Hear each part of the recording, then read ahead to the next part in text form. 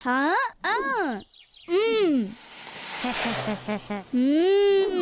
আজ আমি কাউকে ছাড়বো না।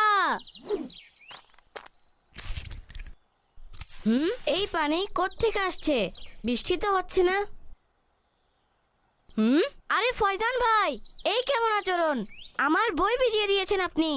আমি এখনই নিচে এসে আপনার সাথে কথা বলছি। আহা, আপনি যতক্ষণে নিচে আসবেন আমি পালিয়ে যাব। আরে মুখ ভেঙানো খারাপ কাজ, কতবার গোলাম রসুল ভাই বলেছেন। এখন আপনি শিখাবেন আমাকে এই বিষয়। হঠাৎ ফয়জান ভাইয়ের কি হয়ে গেল? আগে তো এমন ছিল না। নিশ্চয়ই খারাপ ছেলেদের সাথে মিশছেন।